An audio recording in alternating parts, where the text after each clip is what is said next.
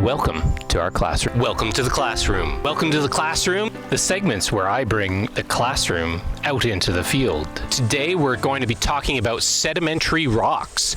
We're at the Devil's Punchbowl in Hamilton, Ontario. We can see the layers of rock behind me here in this cliff.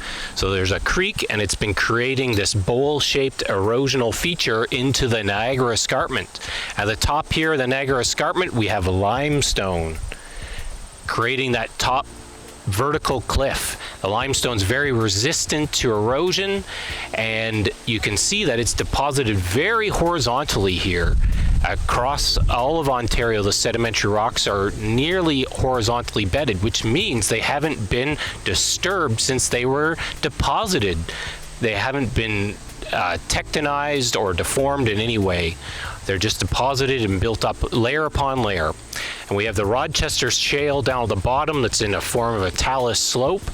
And the erosion here takes place by eroding out the Rochester Shale, which weathers very quickly, and blocks then of the limestone are broken off above as the Rochester is eroded below more easily.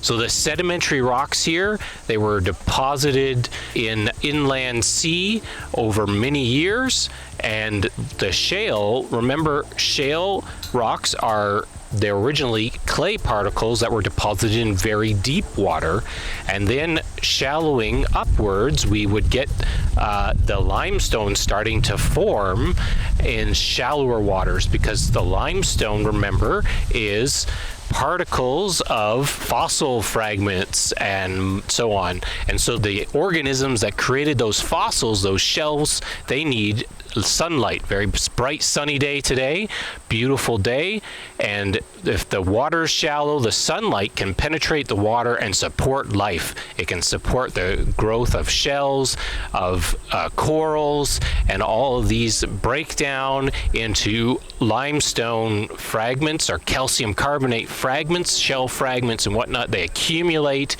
into limestone rocks. Here we are close up. You can see the alternating layers. Those are the bedding planes. At this scale, a little bit wavy, but if we're looking across the entire kilometers, it'd be pretty horizontal.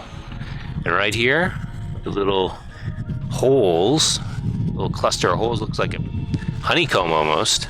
That's a little piece of coral, and the organisms would have lived in the little holes and build up their little home.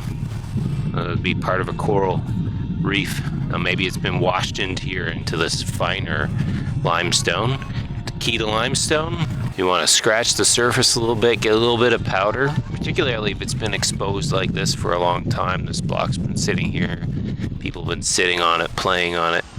You need to scratch it, get a little bit of powder. You could even put some cleaning vinegar on there and probably fizz up if it's a limestone. If you have a lot more mud in it, so some of these darker layers, they're going to have it could be lime mud and very just fine grained, or it could have a bit of clay content in it, and so it may not fizz as well as some of the lighter gray. All right, that's the one with the bedding. Okay, this is the more massive limestone. Hard to see any bedding features. Be a little trace here, but it's very difficult to see because it's very uniform in grain size, and that just means that it's been the same energy environment of deposition through the entire time this material is being deposited as a sediment. It's got a nice flat top here, so that's probably a bedding plane there. Probably splits very easily still in the orientation of the bedding. But to distinguish if it's a limestone or some other sedimentary rock, we need to look for fossil fragments. And I can only see this little round segment here. Looks like it has a little hole in the middle, and that's probably a crinoid stem feature. The key to limestone is you have to look around. This is the only fossil fragment I see in this block. There's other blocks around you've got to look at them as well, and it's most likely that if one of these blocks is limestone, the others look similar, then they're probably all limestone. Yeah, there could be a mix of sandstone in here as well, but sandstone is going to feel gritty and like sandpaper, and this kind of feels a little gritty like sandpaper. You can maybe see some glinting here off of crystals, and you have to distinguish if those are calcite crystals or quartz crystals. So it can be tricky to determine what they are. I don't see well integrated crystals that grow up against each other and big crystals, so it's not an igneous rock.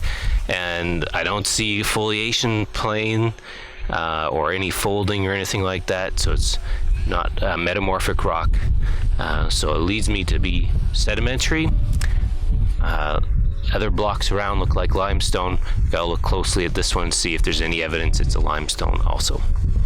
All right, can be tricky. And so by looking at this cliff, we can see part of the history of the deposition of the sediments that then created these sedimentary rocks. Clay into shale, and organisms into fossil fragments that then become limestone. And remember, our limestone, dark gray limestone there in the background, when it goes under metamorphic processes, it turns into snow white marble. All right, so that's all from the Devil's Punchbowl in Hamilton, Ontario. Similar erosion processes as the Niagara Falls, just at a smaller scale because of the lower volume of water flowing over the cliff. Peace out.